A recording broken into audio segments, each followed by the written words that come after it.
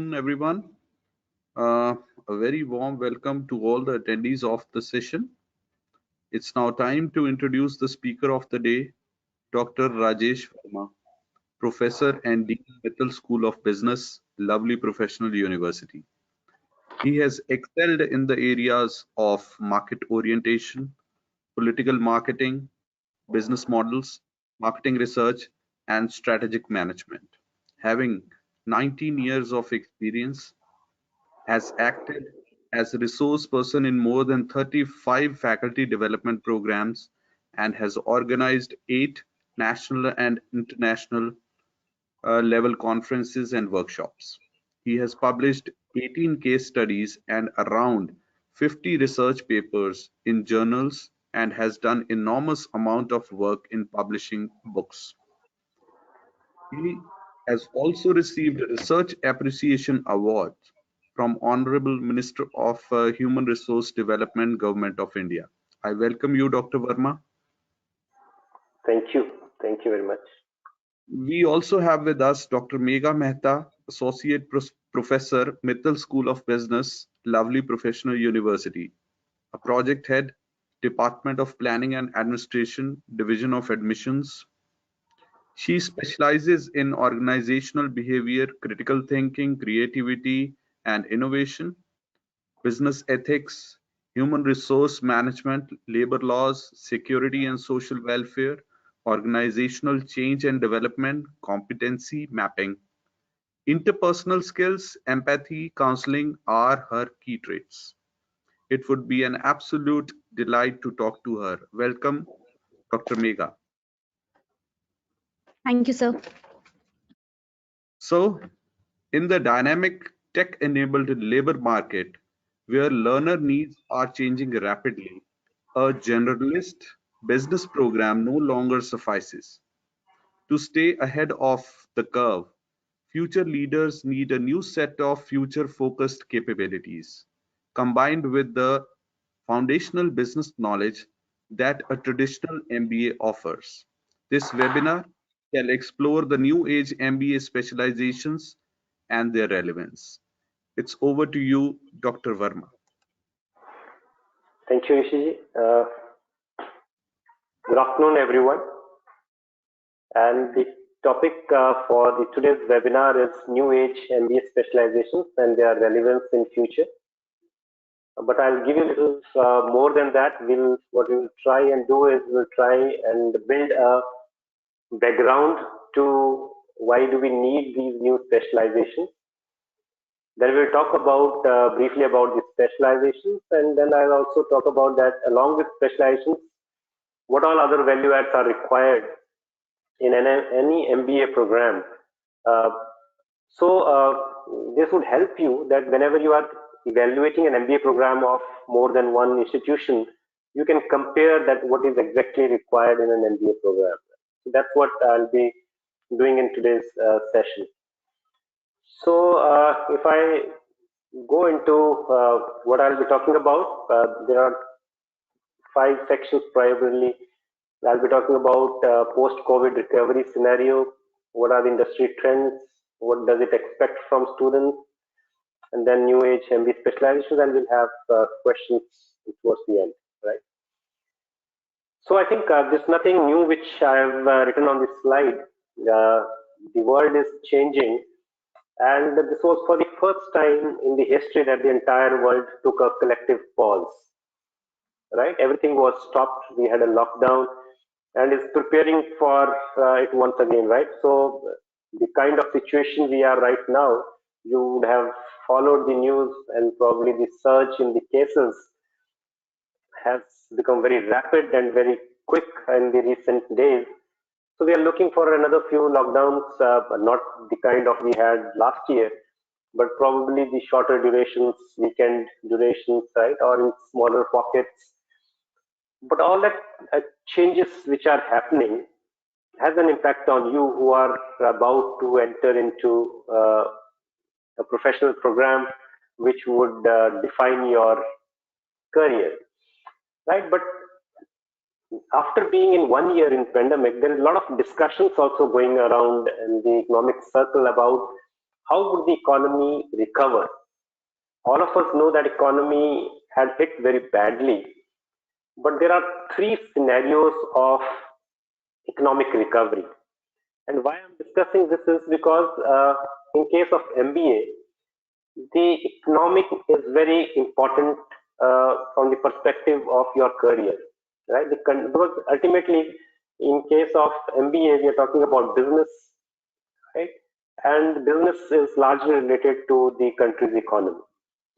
So I'll not make it very technical, but there are three potential recovery scenarios. How do economies recover? One is V-shaped.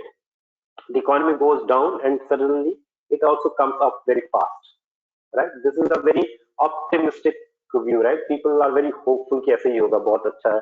It would go down. Right now it is slightly going down, but within few months or maybe a year, it would start going up. The economy would recover. Another is a little U-shaped, which would take little more time, but then it would flatten. It would come up to the same uh, where we were before the pandemic, right? And the third one is a little very pessimistic view, where we believe that now nothing can happen and the economy has gone down, and how much we try, this would not come at the same phase or same place. So more of a negative attitude, right? These are the three recovery scenarios largely. There are many other recovery scenarios, but we are talking about three. One, optimistic, things would improve soon. Realistic, it will take 2 years time, but we will be back on the track. And the third is pessimistic, where we believe that nothing would improve and the things would always remain down. And the economists have given some probability also. They believe there are 25% chances that the first would happen, 55% that the second would happen, and 20% chances that the last one would happen. A pessimistic approach would again, why we are saying this is because this is reality. Economy has to recover. How much time it takes, that depends. But all of us need to embrace that change, right? We have to change ourselves. And why do we need to do that? Because you see, historically, it has been proved that recovery phase always offer better opportunities. So let us say it takes 2 years. We take the middle path and we take the economy takes 2 years to recover. So when you probably would be passing out from the MBA, that would be the recovery phase, and that always offer the better opportunity because the economy is going up, and you would have better opportunities from it. Second, higher education is counter-cyclical. Stanford University had done a research, and they say whenever there is a recession, higher education has always seen a growth. So people go in for more higher education, right? And traditionally, wisdom also says that during recession or economic downturn, MBA programs are always preferred. So that's why MBA is treated to be a best investment during this phase. And it is not me who is saying it. You can go and find out. There would be a lot of articles which probably would talk on these lines, right? So I think the first thing is that probably is MBA a right decision to do this time? So yes, looking at the research, it says that probably MBA is good during this phase which we are passing through. Now there are a lot of changes which are happening in the industry, and because of those changes, there are a lot of expectations from the students, right? The industry would expect a lot of changes which would be expected that students do in their behavior, in their skills, and then probably they might offer them good jobs and everything, right? So if I look at this, what is expected from students post-COVID, right? So COVID is not here to stay. It might take some time for sure, but it has brought in a lot of lessons. And if we don't learn from those lessons, then we would be left out.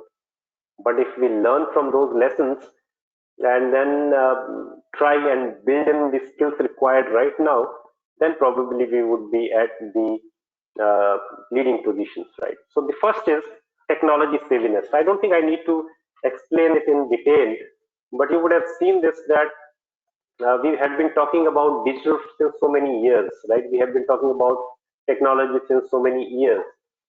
But in last 1 year, you would have seen most of the companies moving online, right? Most of the companies embracing technology, right? Because there was no other solution when everyone was locked at home. There was no other solution. So the companies would expect that the students who would join them after COVID, they should be technology savvy, right? So these changes which I am discussing with you, they are probably not because of COVID. They were being discussed before COVID also.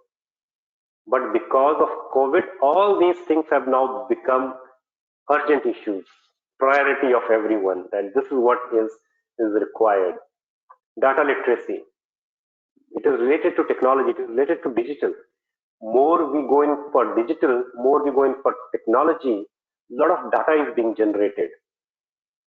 Now let us see 50 of you or 100 of you who are in this uh, uh, seminar, all have logged in, right? You have created the digital footprints.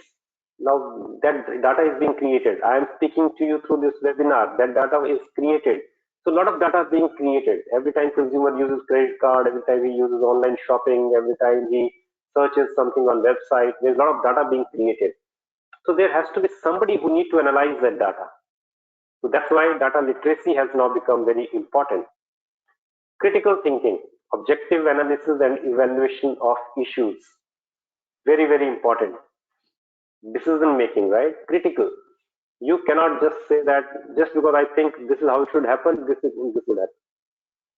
For everything, one need to have a logic and a reason behind it. So that's why critical thinking becomes very important. Resilience. See the meaning of word resilience. Recover quickly from difficulties. Sorry. Now, what does it say? It says that let us take an example of the uh, what happened because of COVID. Let us say last year during the same time, probably when the announcement of lockdown was made, we as a business school. I'm sorry. So because of the COVID, probably we were immediately asked to the institutions were the first one to be closed. The schools, colleges were the first one to be closed, right? So what could have been done? It is not that we could have stopped learning of the students, right? But the careers were at stake. So it took us only 1 week to shift the entire timetable online, and we scheduled all our classes without any interruption with the same kind of timetable which was during the physical classes that we moved on to the new online mode of teaching. So that is resilience, that how quickly you can recover from the difficulties. This has become very, very important. Not for all. You can see how well the companies like Zoom, right? How well the companies have responded to this situation, right? How well the other digital platforms have responded to this. Most of the companies have not just sit idle at home that now what can happen? There is a lockdown, we cannot do anything about it. But the people got back immediately, right? They took situations into the control and came back with the better strategies, right? That's the biggest thing companies are looking at into the things now. Adaptability, how fast you can adapt and how frequently you can adapt, how fiercely you can or quickly you can adapt to the situations which may not be conducive for you, right? Nobody would like to uh, uh, do things remotely, right? They would all like to do things on the ground, right? But then if the environment doesn't support you, you cannot just sit idle and wait for things to improve. Creativity and innovation, finding new solutions, right? How do you convert your existing business into online business immediately, right? How do you, for example, in Japan, one of the airline company, the airplanes have been grounded for so long, so they converted their airplanes into a restaurant. So they didn't convert it, but they gave people an experience of coming into the airplane and dining in the aeroplane, right? Because they ultimately have to make money. So money should keep coming. The revenue should keep coming. So creative ways of doing things and emotional intelligence. That's important. Empathy, thinking about others. Companies should think about their employees, right? During this difficult situation. So they need managers who can think about others also, not about their own self. So what is the way forward? If there are so many expectations which the companies have from us, right? This is what they expect from us. What is that the students can do, right? And that's where the new age specialization should support you in building these skills. These skills would not come on your own, right? The MBA program which you would like to register or where you want to like to do it, that MBA program should train you for that. And here I'll give you the specializations also, and I'll also give you uh, some of the other things which an MBA program should have. Now, the first thing, right? I told you that companies are looking for technology savviness. So your MBA now should become technology focused. This is very, very clear, right? The MBA should have technology based courses. For example, it should teach you Excel, which is one of the most used software in most of the companies. Then research, how do you do research using softwares like SPSS, eViews, right? Startup, right? All this should be, you should be given that training.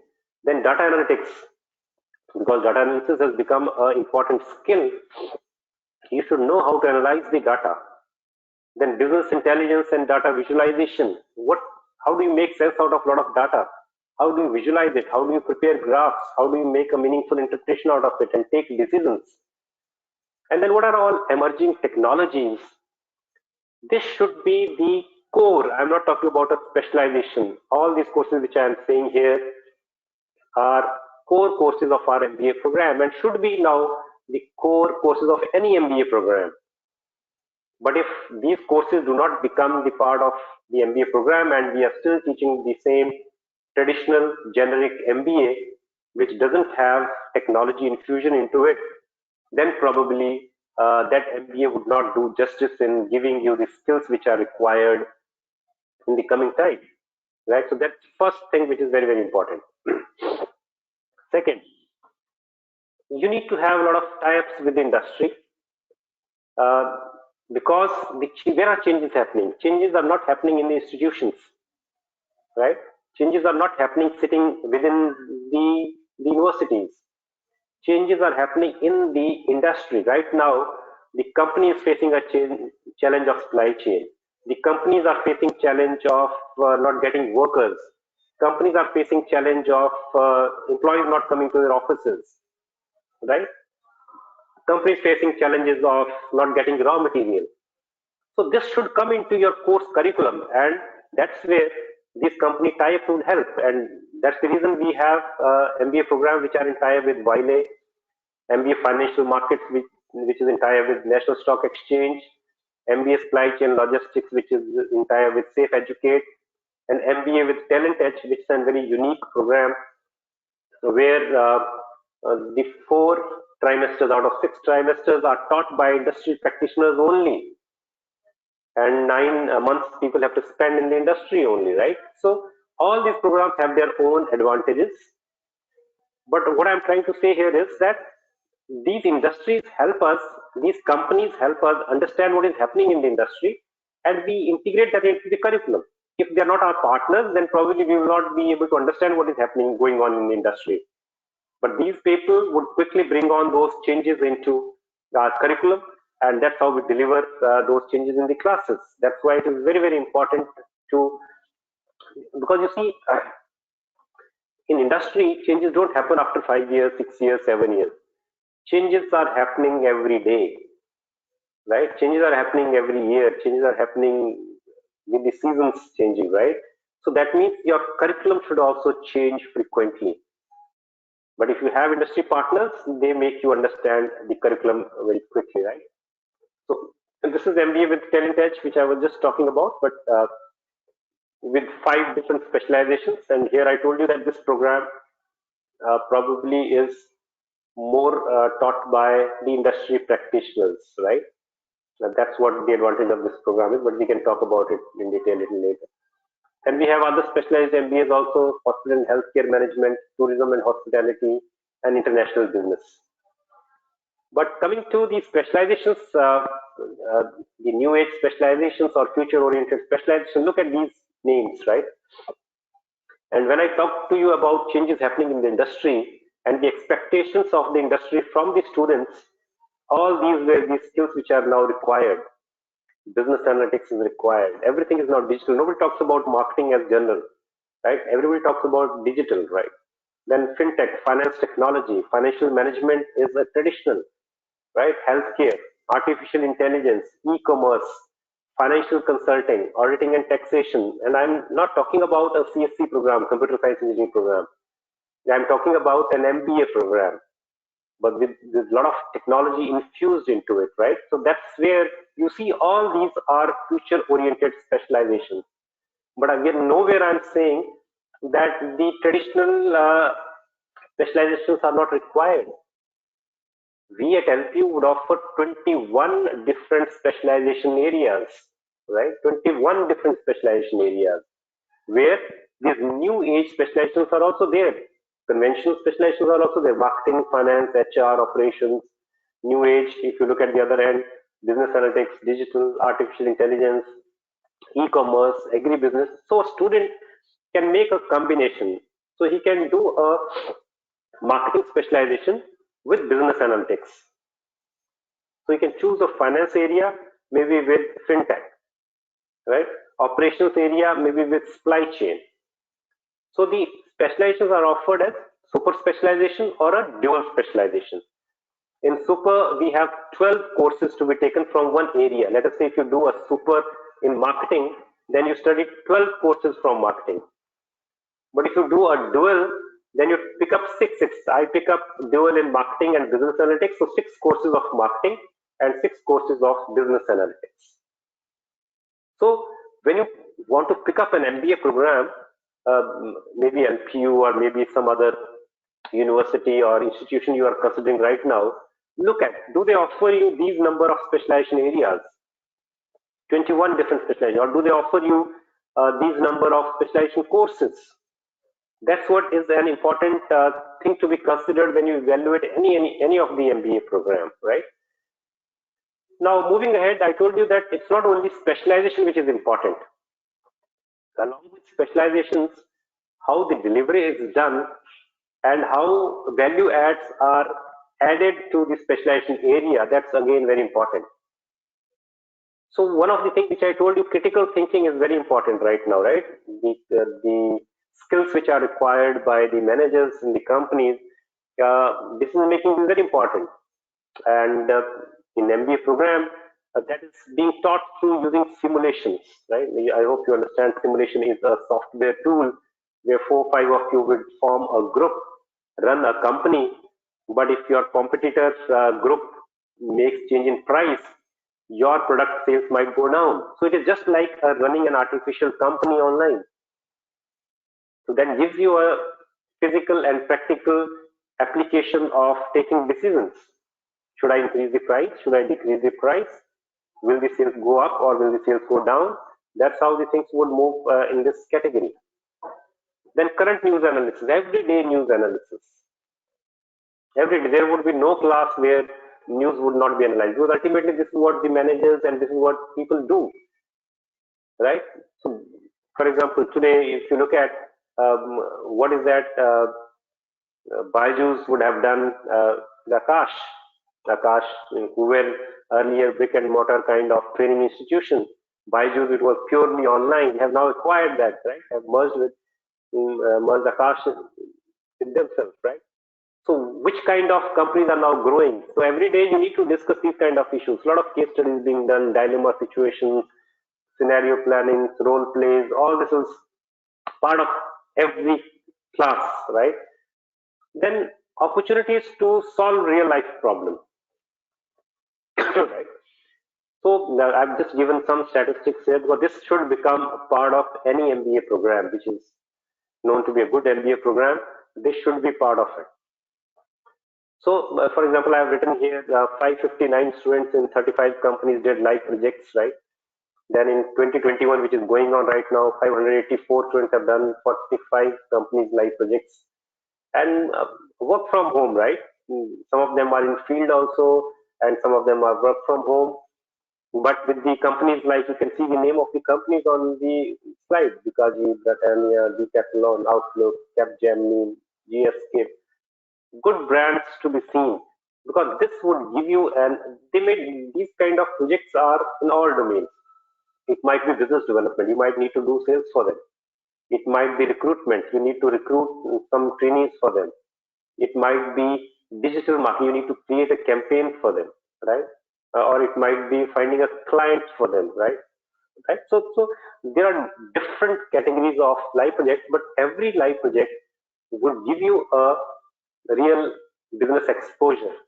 Ultimately, that's what you are going to do after MBA program. So any good MBA program should offer you this.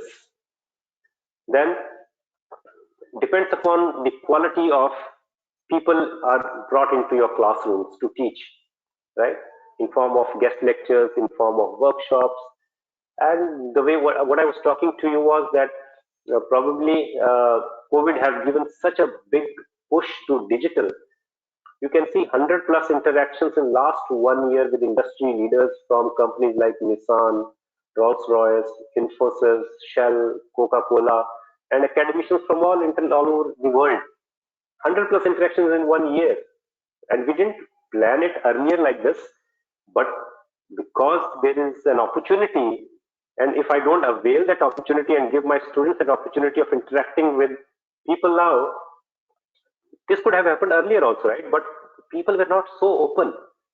Earlier, when I used to approach a Rolls-Royce managing director, he would see his time. He need to fly to Jalandhar, right? So at least 2 days minimum time was required. So it was very difficult for him to spare 2 days time. But today, when I speak to him, he's only 1 hour goes, right? Because he has to online, he's sitting in his office, and at 10 o'clock he starts the interaction, 11 o'clock he finishes the interaction. See, he's only engaged for 1 hour. And that's why we have been able to bring such good people into the classrooms of the students. And any good MBA program should be doing it. Yeah. Then industry events where the students get an opportunity to plan the events with the companies. I've just mentioned 3 events here which we did in the recently in this trimester. Uh, I plan to save Earth with one of the biggest company which manufactures tractors.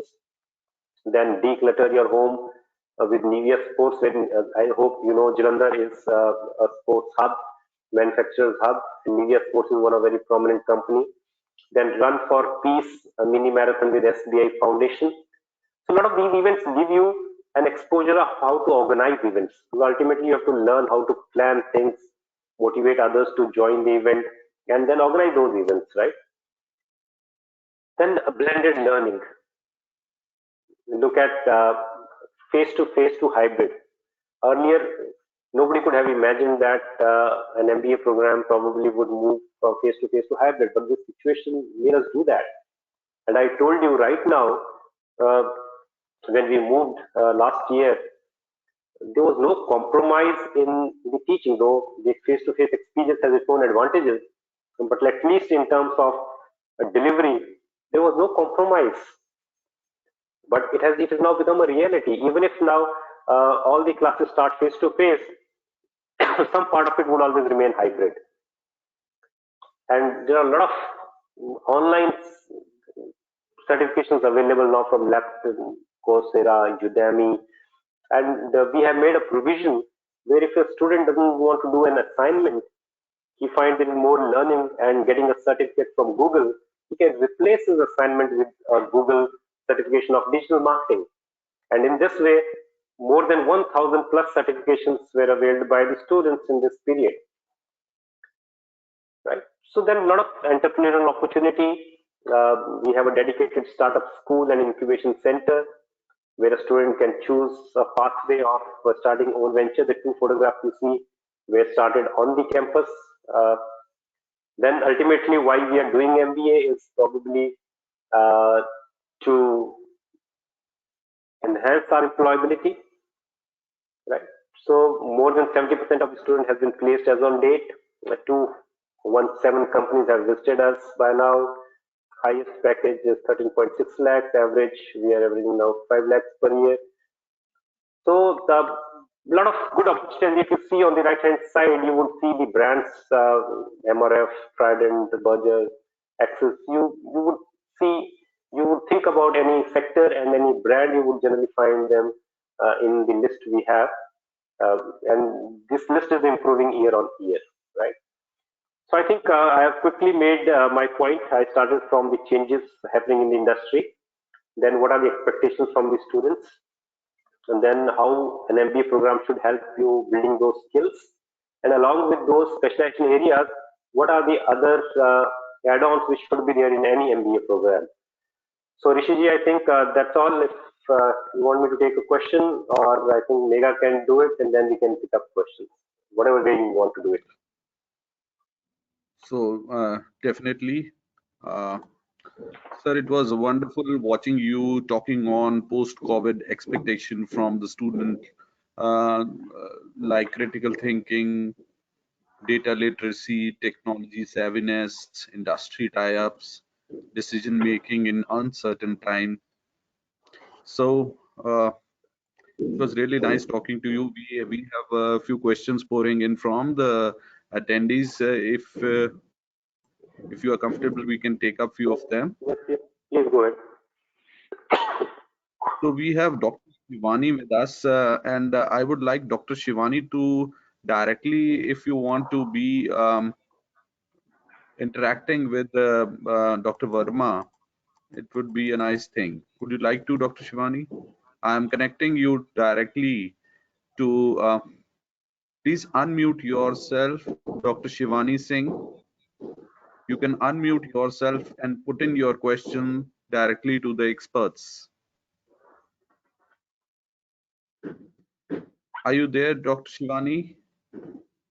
So you just have to unmute yourself and talk to the experts. Okay. I think she's unable to, and I'll take up her question. Yeah, She go ahead. says, "Good afternoon, sir. From the medical side, what opportunities can I gain from MBA in healthcare?" Shivani, I think it would have been better if you would have interacted, but I think uh, healthcare is one of the sector which has a lot of potential now, right? Though it was doing wonderfully well before the COVID also, but I think if I have to rate some sectors which are doing good after pandemic, I think it would be definitely healthcare, right? From two perspectives. One, uh, we have seen the importance of the healthcare, and second, because consumers have now become more health conscious. So there is lot of demand that would come from the consumer side, which would definitely bring in a lot of healthcare services sector growth, right? So I think if you look at the MBA program we have, it's a generalist program with the healthcare specialization inbuilt into it, and that would train you for that upcoming growth in this sector. So I think uh, you would have, if you really would like to do a program in healthcare, I think it would be a very wise decision right now, because healthcare is one of the very promising sector. And if you want me to uh, put out, you see, you can be a healthcare administrator, where you can be hospital administration. You can go into a hospital administration side. Second is very important, very upcoming field is the quality assurance side, right? A lot of hospitals are now going in for accreditations, and they would need quality assurance administrators, right? So that's the another area which is very important to work with. Third is the entrepreneurial side, where if the doctor, you are already a doctor, probably you would like to start your own venture. This program would prepare you for that entrepreneurial side of the business. And another big area which probably I see a lot of growth happening is the business development in healthcare. Because when we will have a lot of healthcare players coming into the field, there would be competition, and definitely they would need a lot of business development professionals also. So I've just listed out four important areas in healthcare which probably would see a lot of growth, and the MBA program would definitely prepare you for that. Rishi? So, Dr. Shivani, I hope your question is well answered by Dr. Verma. And there is one more, it seems to be very practical question by Avinash Singh. He says, previous year, millions of people became jobless. So Right. why we need to do MBA, spend 8 to 9 lakhs if in future we don't get jobs? I think I should invest in this. It would be better. Kindly give us suggestions on this. Rishi, I missed the second part. I think there was a little gap. The second part, just repeat it again. Yeah, I can always repeat the question. There is a previous year, millions of people were jobless. Right. So why do we do MBA and spend 8 to 9 lakhs? And why don't we invest this thing in some this much money in some startup and other rather than doing MBA and gain something better? Right. So a very valid, I think, a good question. Looking at this scenario makes more sense. Uh, if you are interested in entrepreneurship, right, you never, you otherwise also was not required to do an MBA, right? There are always two school of thoughts for it. Dhirubhai Ambani, probably one of the best known businessman in India, didn't have an MBA, right? So you don't need an MBA to be working in any organization or to start a business. So that you can do without it, or you would have the likes of Mark Zuckerberg or people who would have founded Twitter. They would have never done their masters even, right? And they're known to be the school dropouts.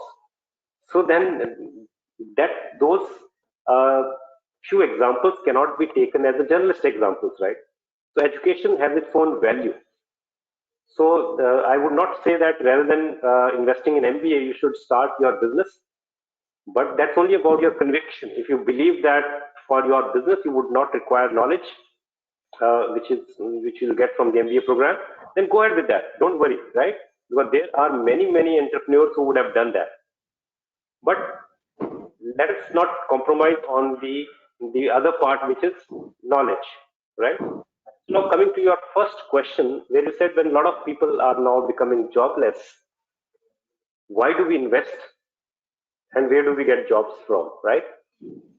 That's the reason I, in the beginning, talked about the recovery scenarios, right? People are losing job, and let us say when an MBA in an organization, you would not have found people losing jobs who are skilled, who have made a value for them, right? And this gives an opportunity for them for reskilling. They might not have a skill right now for this situation, but this gave them an opportunity to reskill themselves and come back. This can happen with everyone, anyone, right? But if I have a right kind of a skill, right, I will not lose a job. I will get a job for sure, and during even the worst of the situations, my job would be there. For example, look at most of the IT companies where the data analytics people and the software development people, have they lost their jobs? No. Most of those companies are working from home. 90% of the employees are working from home. They have not lost their jobs. So it's a question of right skills, and that's how I actually made my this presentation to highlight that point only. We have job losses going on, but then economy will always not stay down. Economy would come up, and when it comes up, that is the opportunity phase where you'll get a lot of opportunity. But not everyone would get an opportunity.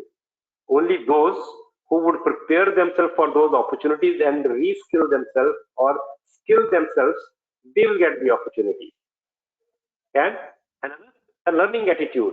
So when you are in a job and you keep on reskilling yourself, the chances of losing job are not there, are less, in fact. But you never know what the situation is. But I think I have tried to answer your question. So I'm repeating it again. First, two school of thoughts. For starting an entrepreneurship, you don't need any degree. You don't even need to go to school, right? On the other hand, for doing a business, people need knowledge. So there is no contradiction between these two. So it is only your, uh, what do I say? It is your conviction. If you feel you can start a business without knowledge, go ahead and do it. You will be successful because many of other entrepreneurs have been successful in their life based upon this experience. On the other hand, millions of the people have been successful in entrepreneurship based upon their education. So that's the first part. And second part, I told you, depending upon what kind of skills you have and looking at the recovery phase, I don't think that problem that you will not get a job would ever come. Right? Rishiji, can we have the next question? Thank you, Dr. Verma, for boosting them and not getting demoralized on the situation. And sir, we have a lot of questions, and we would like you to little rest for a while, as so that we can shift on to Dr. Bega for a little presentation on the eligibility and the scholarship that we are offering. So over to you, Dr. Mega.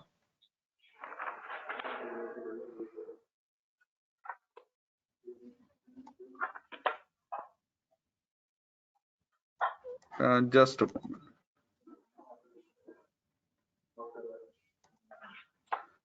Dr. Mega, you can unmute yourself. Thank you, Professor Rishi. Thank you, Dr. Verma. It was really a pleasure listening to you. I will just going to talk about the why one should choose LPU, the lovely professional university, which is situated in outskirts of Jalandhar. And I would just like to, because Sir has already talked about specializations and what is the right now the courses that one should choose. So I would just quickly talk about LPU ambience, and I would also like to talk about the admission process where you can always look for. Let me take you to my presentation. The very first thing that comes in the mind of parents or and very frequently asked question is, how is my campus life? How would I get the exposure? So I would like to tell you here that LPU provides, it's a very vibrant campus, and we give a lot of exposure to our students by inviting the international people here. We have eminent scholars, we have eminent speakers from various industries, and they get all the students get acquaintance with these eminent speakers. So we have a lot of people who we were the ones who have hosted 106th Indian Science Congress as a private university, and we have successfully hosted this event, and we have a lot of from different parts of India, from international, many people have participated, and we got chance to meet them, and the students were also part of this. So these are a few glimpses which I wanted to tell you that this is how we have a B school started, inaugurated by our former finance minister Arun Jaitley ji, and many the convocation, many speakers, even the evening activities we have designed in our MBA program in such a way that students get a lot of information from outside industry people as well. So sports stars, Bollywood stars, and name any, you will find a lot of people coming over here. So campus life is very vibrant in our in at LPU. We have a good infrastructure which is at par in international standards. So if you talk about one of the these are the glimpses which I'm showing to you, is just is open a theater where people can sit down, can they do their activities. They have a lot of one of the design which is basically conducive for learning as well. We have auditorium which is in modern technology incorporated, and we have very good system over here with the largest capacity. We have the all the equipments which are like iMac, the we have this computer labs, we have the 4-story library as well. We have e-resources available for students, even from diploma courses, starting from diploma to PhD. We have all the database available to help students to learn.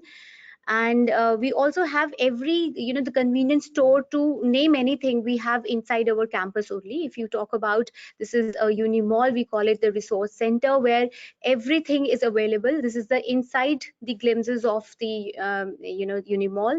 You can see that there are convenience stores available, so you don't have to go anywhere. The campus is designed in such a way that every need of an individual is catered inside only. We have modern equipped gym as well. We have for recreational activities, like students many times even they ask questions that how is my weekend, how can I spend my weekend? So you don't have to go anywhere, you have everything inside in our campus. We have hospital facilities also, where you're starting from your eye checkup to your any basic requirements.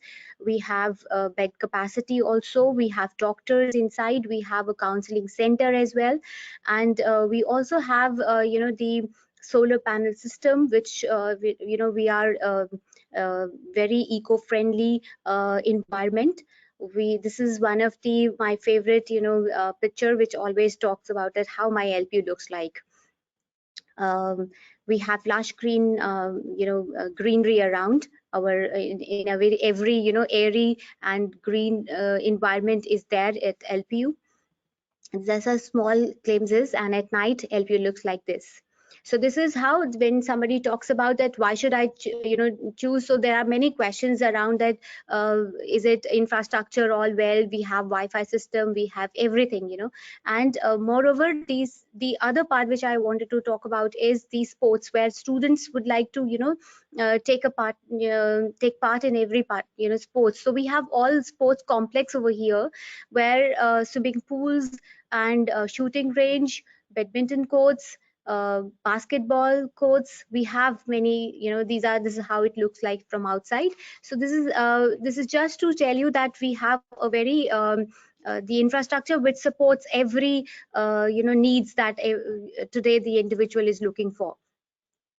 The another part which I wanted to talk about is a security system and the residential facility, where parents have this kind of a concern that how is my campus, we are ragging free campus, and we have all facilities to make sure that no outsiders are allowed. We have proper system where every individual is checked, and then they can enter at their at the residential areas. We have a lot of facilities over here. We have one-seater residential facilities options, which is air conditioned as well as air cooled, 2 4-seaters, 2 luxurious apartments as well.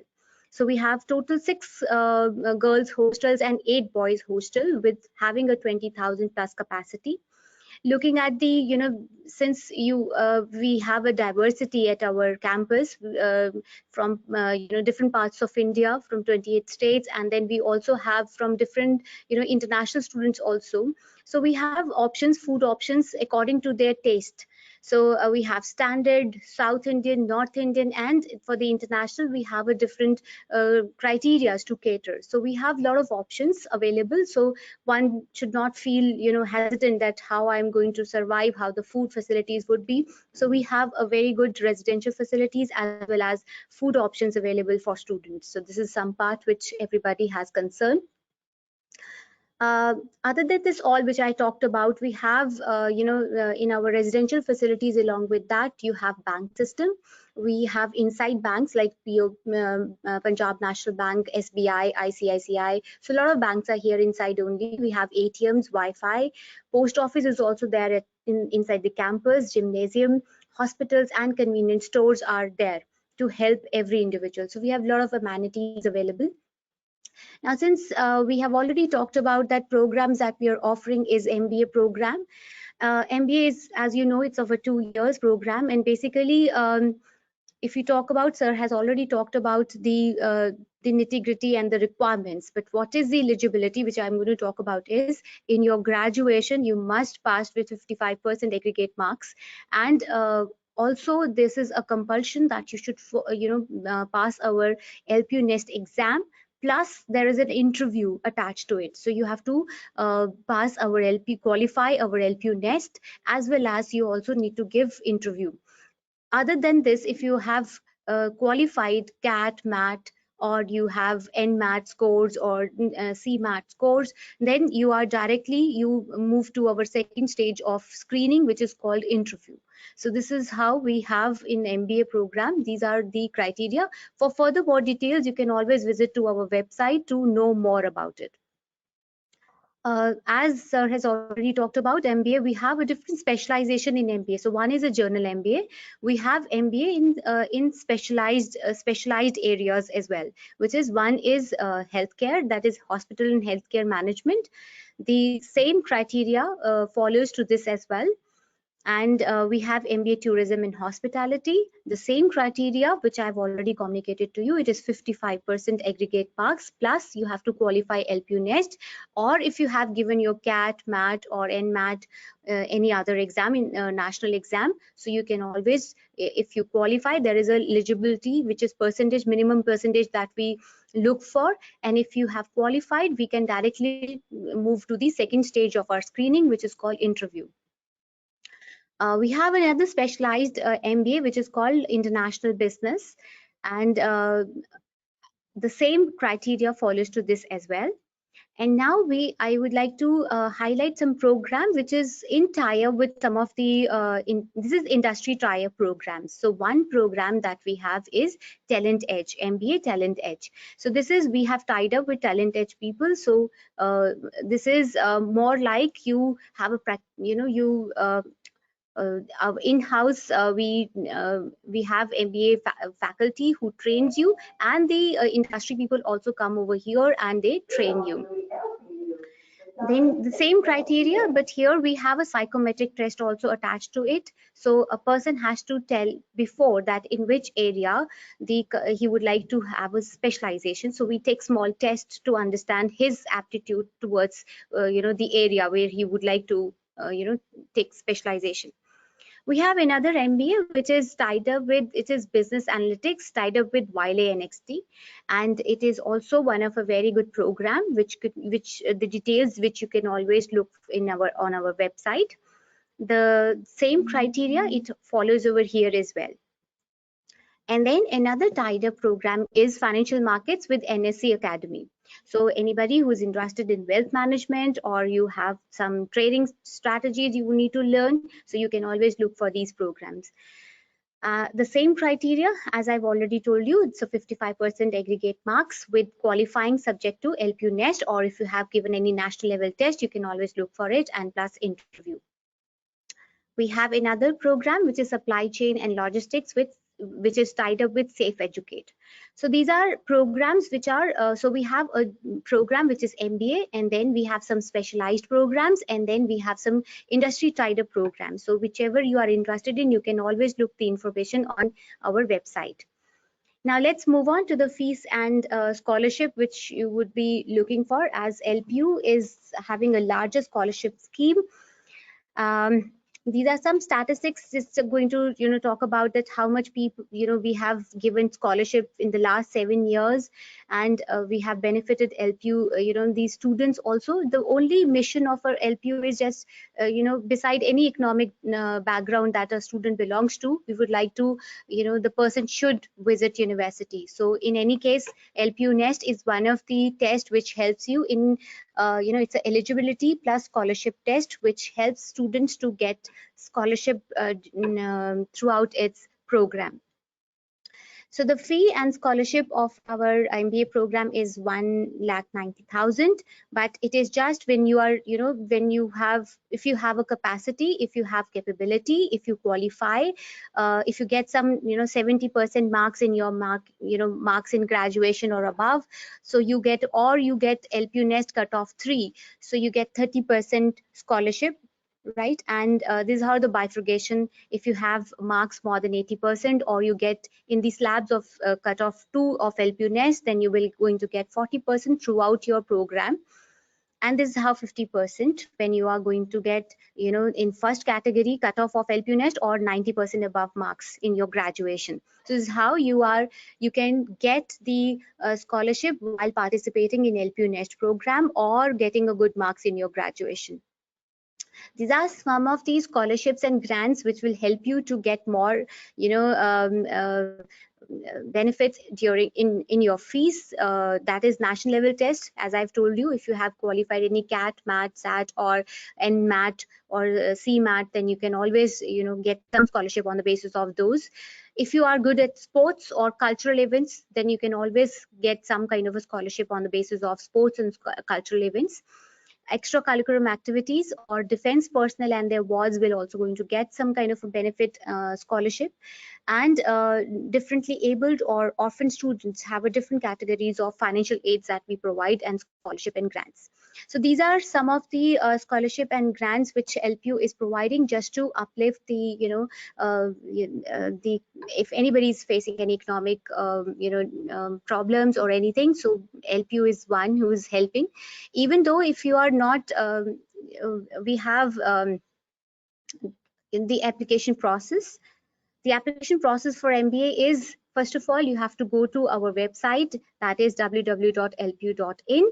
You also need to get into the application. You have to apply for the program which you will going to select, and you sign up by going into LPU Admit, and you have to give your email ID, just the passwords you're going to generate, and then you're going to sign up.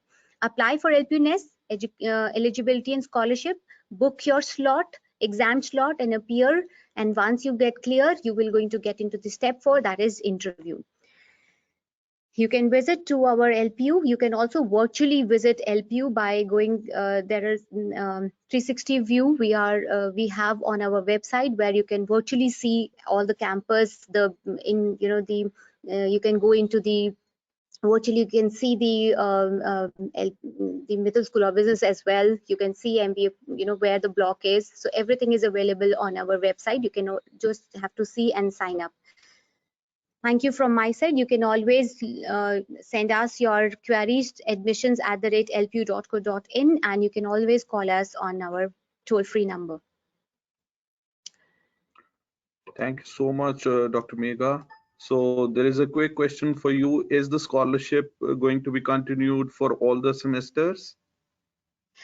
Yes, Professor Rishi, basically we give the scholarship it applies all during whole the program. Like for example, for MBA program, this is 2 years program. It is applicable for whole the the duration of the program.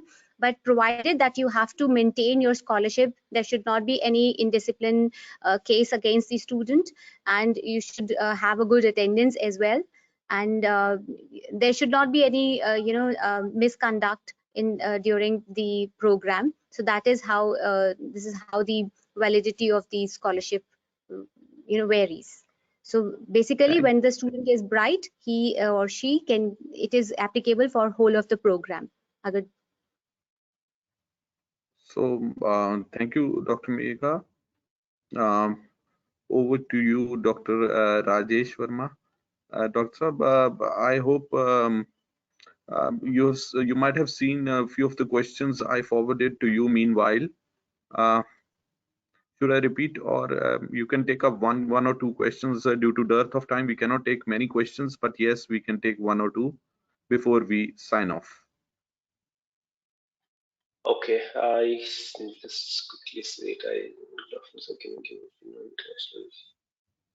Okay, so there's one question. I'll just quickly try and answer. Suman Ghosh has a question which says, "Good afternoon, sir. Can you give your opinion on international business with respect to current scenario?"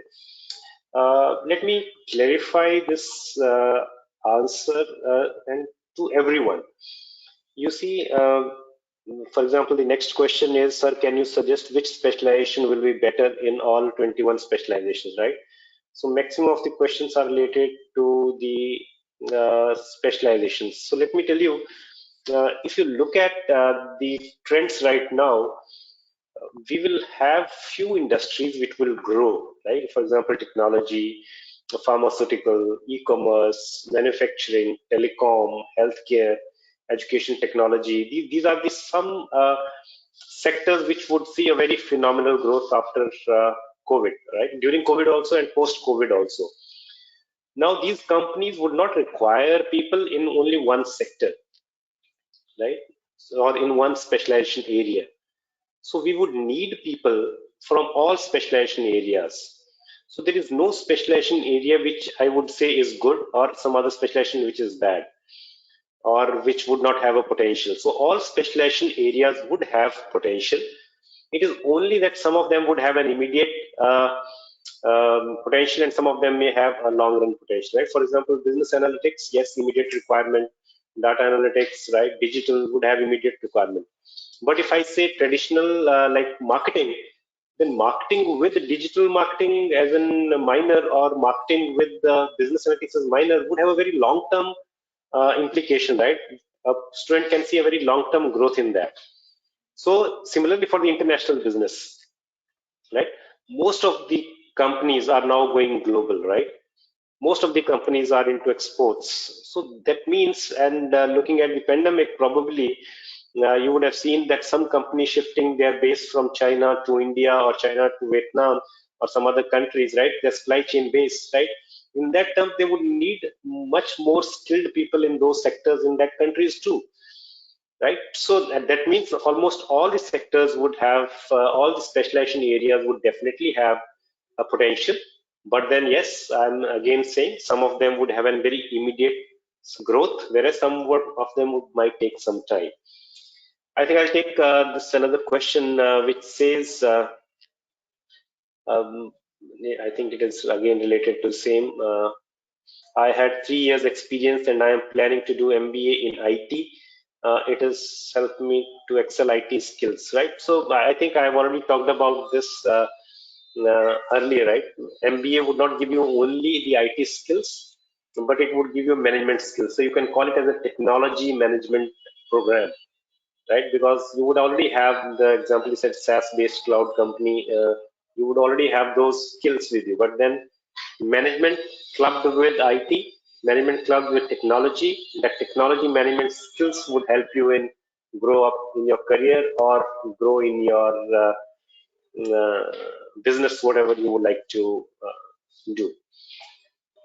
I'll take last question. Good afternoon, sir. Very good question. My query is that most people say that one must obtain an MBA degree from IIMs or other business schools as there are least placement within Punjab.